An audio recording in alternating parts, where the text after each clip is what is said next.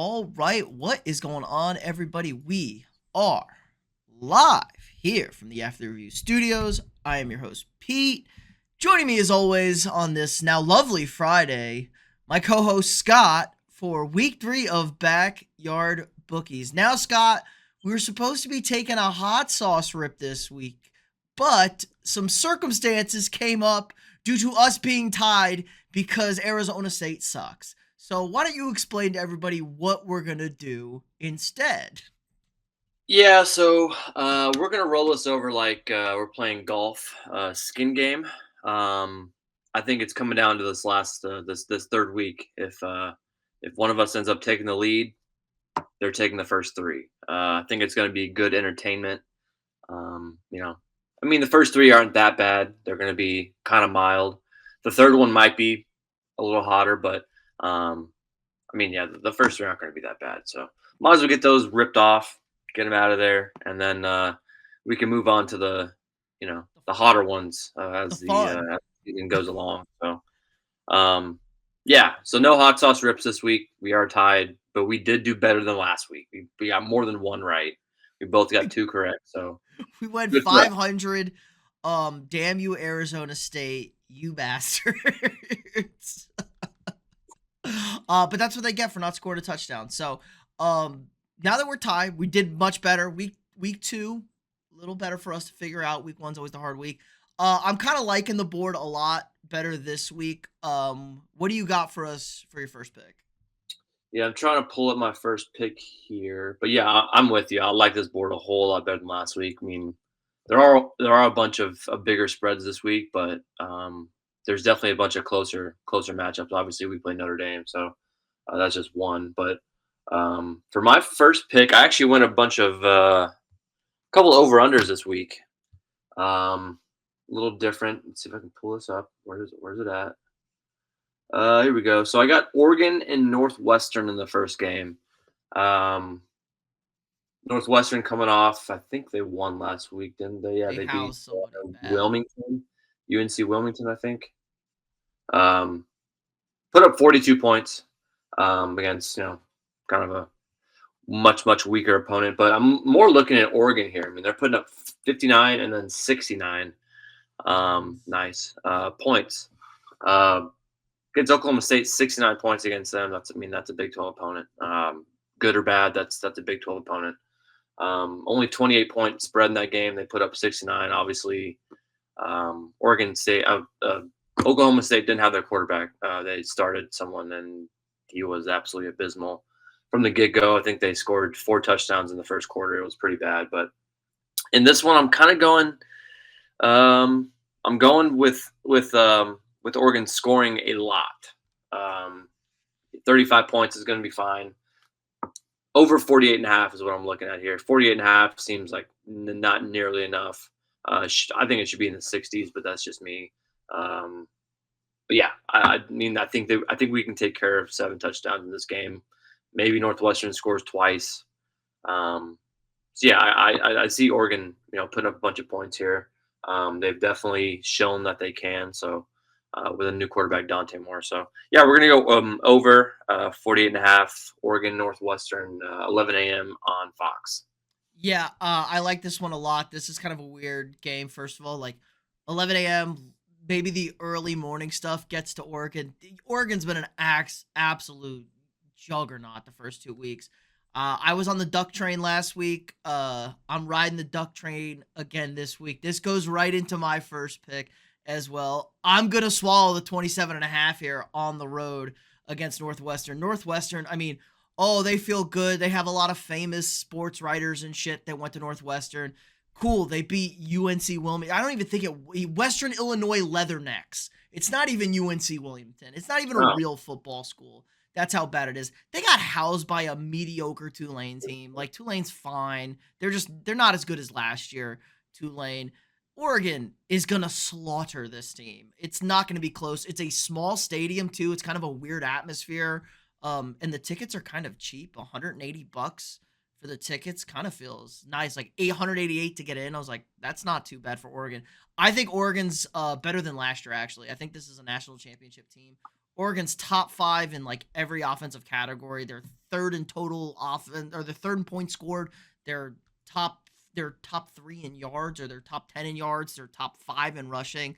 They are just dominating right now, and I don't think anything's going to stop them. Dante Moore looks excellent in this offense. It looks more explosive. And they kind of have this thing where I know Oregon fans are like, "Oh, we're getting buzz, we're nervous."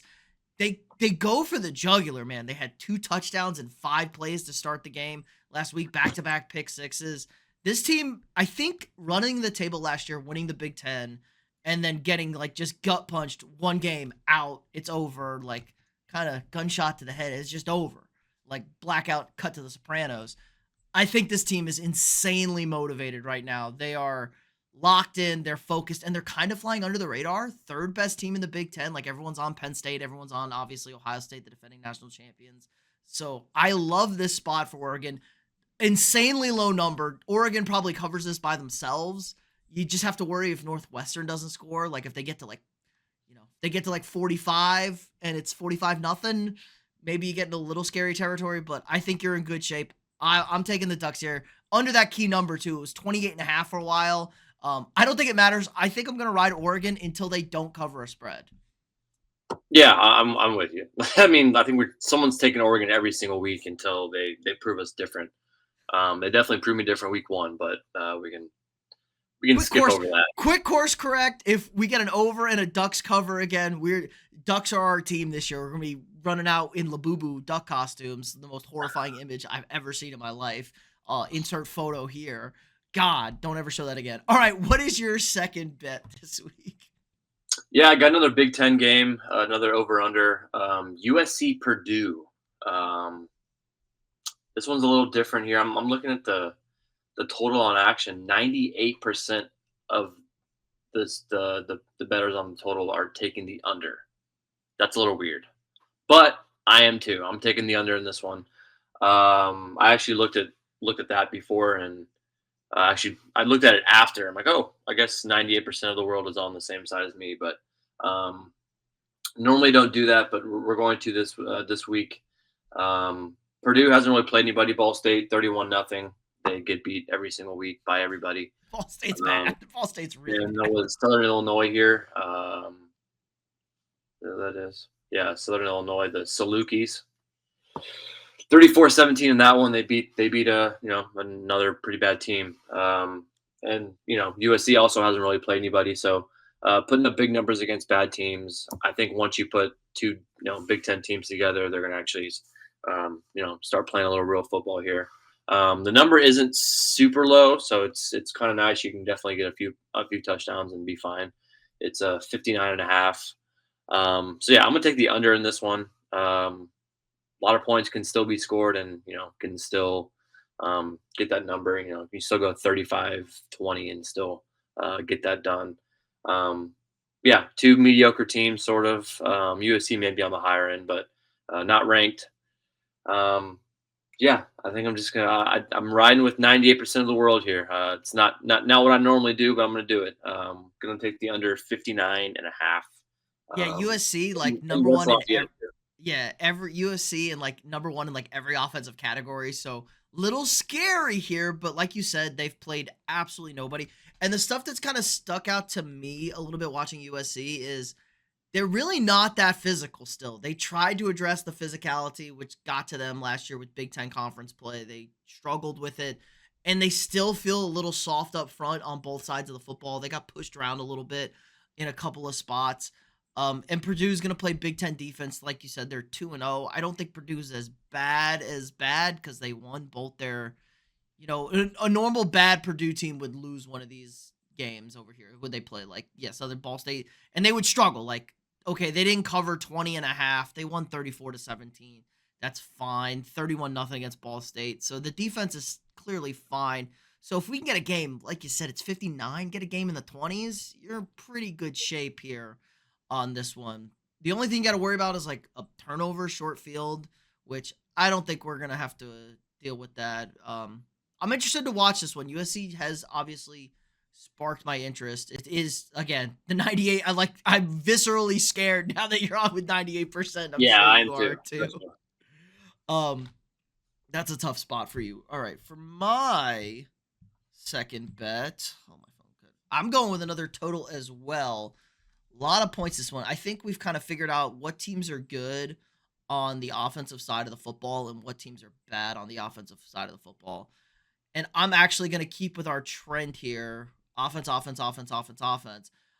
Texas Tech and Oregon State, the Beavers head to Lubbock, which future Pac-12, former Pac-12, I don't know. Oregon State's also dreadful. They're 0-2, and they've lost to who? I think they've lost to. Let me pull this up. Weird teams too, right? Yeah, they lost to Fresno and Cal. Like Cal's quarterback's nice. He's a child, and Fresno, we saw them get destroyed by Kansas in week 0. So not great performances for Oregon State. And Tech, the other elite offensive team. Tech's like third in every or second with Oregon and USC in all these offensive categories. They've been putting on a show. Now they played Arkansas Pine Bluff and Kent State. Kent State, famously the worst team in college football last year. But this number is very doable here. Oregon State's got no defense. Tech's got a lot of offense. It's 62.5. I'm going to take the over in this one. If Tech's defense gives up anything to Oregon State, which, Oregon State scored some points at least. So if they, you get 14 to 17 from Oregon State, Tech's put up a 50 burger, no problem, I think. And this Texas Tech team's interesting. They tops in the country in NIL spending. They now have a multi-billion oil NIL guy who's calling the shots over there. They're trying to win everything. So I don't think people realize Tech has a very good team and a very good roster, and they just kind of have to put it all together here. And Oregon State has just fallen off, man. It's kind of sad that the Beavers are this bad at football. It used to be a solid Pac-12 program. So I'm going to take the over in this one, 62.5. I had the exact same thing. That was one of my honorable mentions. 62.5 in this one. Texas Tech's offense looks electric. They're also playing at home, so helps out with the crowd there. This is another one, 98% on the under, which is you're taking the opposite of it, so you probably feel a little bit better, and definitely with an elite offense that's gonna at least put up 40, I would hope. Yeah, I had the exact same thing. That was an honorable mention for me. So yeah, I like the pick as well.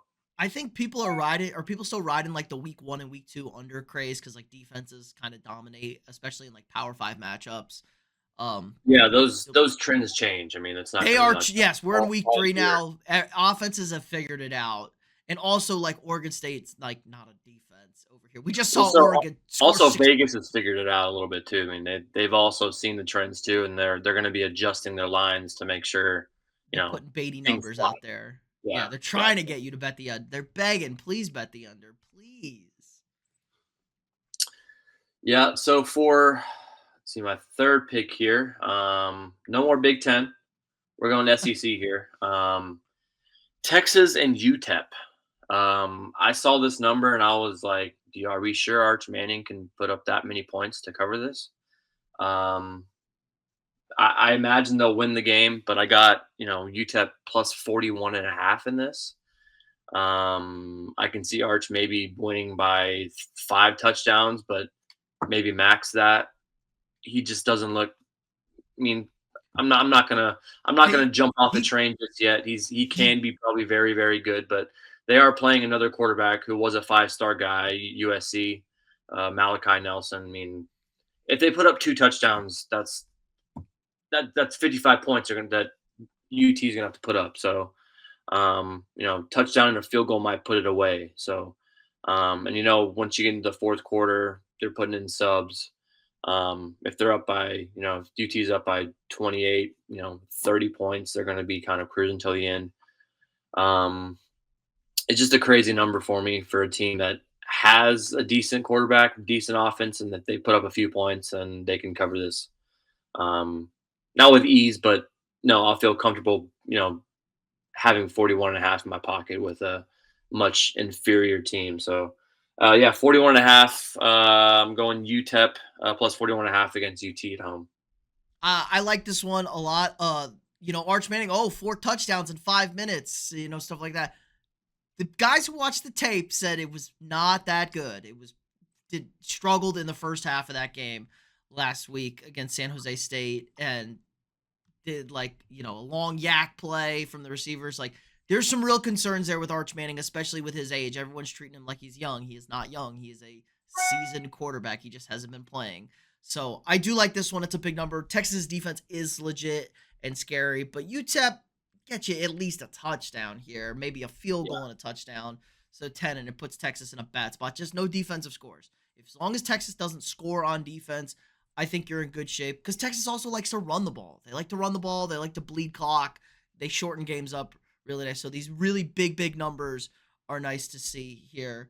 Um, if you're betting against Texas this year, I think they're kind of treating Texas like the teams that they've been the last 2 years that just house everybody real quick. And I think they're going to be like, we win big, but it's kind of like, I don't know. Feels weird. I'm going to not go to the Big Ten as well. I'm going to the Big 12, staying in the Big 12, but they're really a Pac 12 team. The Utah Utes. This is a squad right now. Absolutely embarrassed Nico Imialiava, the scam artist. UCLA week 1, 43-10. We're throwing touchdowns at defensive players. They're just doing everything, and they destroyed Cal Poly last week.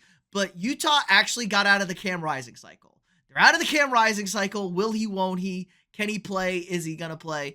And this team actually looks locked in. And they're playing a Wyoming team that, frankly, not good. They're in Laramie, which is kind of a weird place.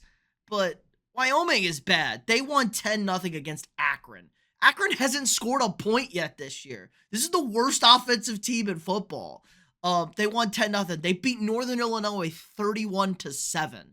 Like, that's not anything super intimidating here. Utah's at the tops in the country in defense. They're high up there. They force turnovers. They're in pretty decent in offense, too, I guess. When it's all things are said and done, they're top 25 in offense. So Utah can move the football. They can play defense. It is a road game, so not ideal to be swallowing points on the road. But I think this is just a complete mismatch. The weather's going to be cold, but, Utah's Utah. They're used to the cold. Not going to be great. Should be a lovely game as long as it doesn't rain. But I'm going to take Utah here, minus 23. I got it at. It's up to minus 23.5. Do with that what you will. It opened at 21. If you got that open number, I'm loving 21 at 3 touchdowns. But I think this is just a mismatch. Wyoming's bad. They really can't score either against a real team. And Utah's feeling themselves a true sleeper team that maybe it's not so much a sleeper anymore to win the Big 12 this year. Yeah, Utah smacking UCLA was a good thing for me to see. I enjoyed watching that game a little bit. Dan Pierre's a pretty damn good quarterback.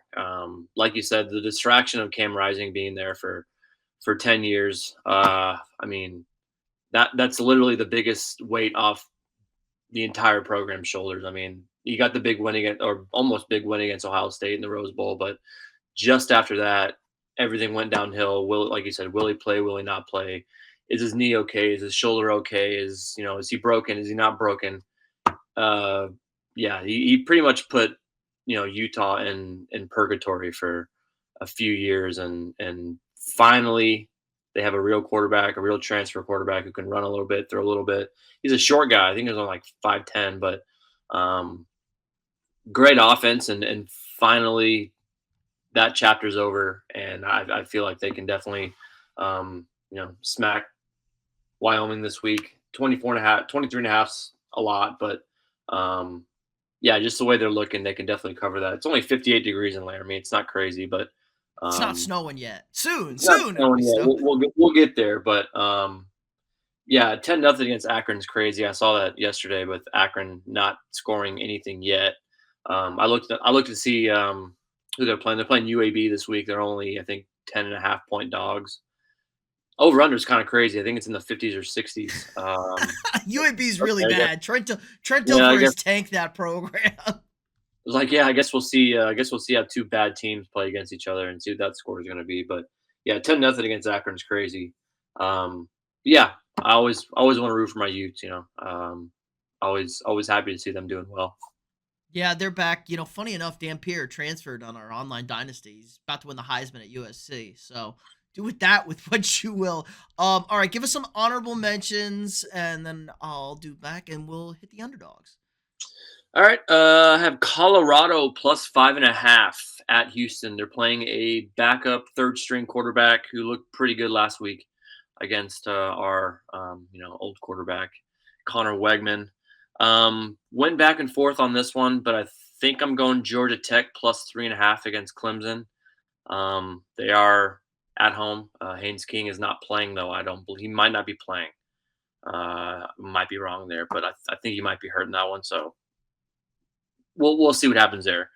Like I said, Texas Tech, Oregon State. I got the over in that one, 62.5. We talked about that one. The other really big game of the week, Tennessee and Georgia. I have Tennessee plus 3.5. Gunnar Stockton against Aguilar as one of the.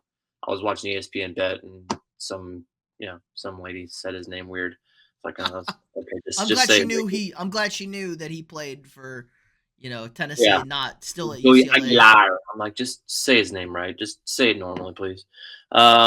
Washington State plus 6 at UNT. This one flipped a lot. Washington State was minus 3.5 to begin the week, and it flipped 9.5 points. I'm not 100% sure why, but I will take the points in that one. And then Miami minus 17.5 against South Florida. South Florida coming off, their win against Florida. I can see them kind of, tapering off a little bit against Miami at home. They're South Florida's kind of the darlings right now because they beat Florida. And Boise State. Like South Florida might be just good, but it is a weird kind of like, okay, how good are they? Miami feels like they're really good. Yeah, that's kind of my thing. Yeah, they can win I think Miami can win by 3 touchdowns in that one. They're at home. But yeah, those are my honorable mentions. All right, my honorable mentions. I like Arizona plus 1.5 against Kansas State at home. Like, I just don't trust. Like, Kansas State just got bad vibes everywhere. They won last week finally, but still just horrendous vibes. I actually do kind of like Alabama. They're at 21 now. They were at like 19 and a half when I first saw this. So not as much against Wisconsin. Wisconsin's really bad. I mean, even Big Cat's like, Wisconsin's the worst football team in the world out there. So maybe Bama can get it done. I like Oklahoma 23.5 at Temple. Yeah, welcome to the show, boys. Oklahoma's gonna have an elite offense out there for a while, and the Venables defense is finally back where it is. Those are my only honorable mentions here. I kind of like Georgia Tech getting the 3 points too. That was almost my upset pick, but if Haynes isn't playing, it's just like Not 100% sure on that one, but yeah, it's Haynes though. I read something. He's always banged up. It's something they run him 50 times a game. It's not his fault necessarily. All right, what is your upset for us this week? So pretty much this one's solely based off of last week, so probably going to be wrong, but I'm going to take it anyway. Memphis and Troy. Troy did, I wouldn't say almost beat them, but they did put up a definitely a good fight against Clemson last week. And they're underdogs this week at home. So, I mean, Memphis, they've put up a bunch of points, but also haven't played anybody. I'm not sure if Troy is anybody, but they haven't played anybody. They played Charlotte, they played Georgia State, 45 and 38 points in those 2 games. They've covered both. But yeah, I think this is solely based off of last week. I'm probably completely wrong on this, but which take Memphis money line if you want to. If fade, Scott. You want to fade it, take Memphis money line. You're not going to hurt my feelings if you make some money. Good for you. Yeah, I think they're 3.5. The consensus is 3.5. No, it's 4 right now. Yeah, they put up a good fight against Clemson. Ended up losing that game. They gave up 17 in the third quarter, but they were winning at halftime, I believe. Maybe Clemson's not as good as we thought they were. Yeah, I'm gonna take Troy in this one. Plus 155 is what I got. Yeah, I had on there. I do like Tennessee. I do like Tennessee to cover, but I do like them to potentially win that one too. They do have a good quarterback, and I don't know. I'm getting this feeling from Georgia that they're not quite a top 10 team. I think Tennessee's better. So, if you want to take a real matchup, not a garbage Memphis Troy, I'd like Tennessee as well. I like that you're going full degen. We're just gonna pick a small, insane school that almost nobody knows anything about. That's fun. That's what it's about. But what it's really about is watching real football games, big football games, and having some vested skin on it. Oh, Rocky Top. I got Tennessee this weekend. That's my upset. Tennessee plus 155 right now. I don't think Georgia's as good either. I kind of have a weird feeling about Georgia. Gunner Stockton, like, okay at quarterback. They didn't look good against Austin P. There was a lightning delay, but still, and Tennessee looks good, man. Tennessee looks really good. Losing Nico might have been the savior to this program. They look so much better. The Heupel offense is electric. They can plug and play. They've got rejuvenation, it feels like, at the quarterback position. Guys give a shit. I like Tennessee at this one. They're home. Now, the Syracuse game may be a little shaky. They struggled a little bit, but they were killing them so fast early. Syracuse struggled with UConn, but UConn's not like Kent State over here anymore. They didn't play anybody last week. I like this one. I like this one a lot. I like that it's at home. I like it's an SEC opener. There's going to be a ton of buzz, and that's a damn hard place to play and win football games, especially as of late. And it's pretty much a toss-up. It's 51-49. I love the points, too, at home. If they're going to lose, it's going to lose in a heartbreaker for Tennessee. But I think they're getting the win this week against the Dogs. Yep, I'm with you. Definitely, yeah. Joey Aguilar is a real quarterback. So I love Aguilar. I loved when we're on the same vibes, but not quite the same pick right there on that one. So, all right, recap your picks for this week, and we will wrap it up. All right, so we got Oregon Northwestern over 48.5, USC Purdue under 59.5, and UTEP plus 41.5 against UT. Yeah, those last two are pretty sweaty. It's not going to be really fun to watch. And then the upset Troy plus 155 against Memphis. All right, I got the Quacktastic Ducks minus 27.5 against Northwestern. Texas Tech and Oregon State over 62.5 points. Let the tortillas fly. Utah minus 23 against the Wyoming Cowboys. And Tennessee, the Vols, plus 156 now, 150, whatever it is. Go ahead, Rocky Top. That's going to do it for us this week. Appreciate everybody stopping by. If you haven't already, drop a quick like on this stream. Hit that thumbs up. Subscribe to the channel. We got daily sports content for you guys. We will have a video or a live stream every single day of the football season. So appreciate everybody stopping by. Great work tonight. Scott, Nico Harrison says you have no idea what you're talking about. That checks out with me by there. What are we doing this thing, it looks like. I don't know anything. The hot sauce is coming. We probably are doing a hot sauce challenge. Somebody's doing 3 hot sauces next week, probably. Or we're doing it again for week 4 because it's going to keep rolling over. Hopefully we go 4 for 4 this week and make it even more exciting. Just build some tension up for us. But again, like, subscribe, and share. We'll see y'all tomorrow.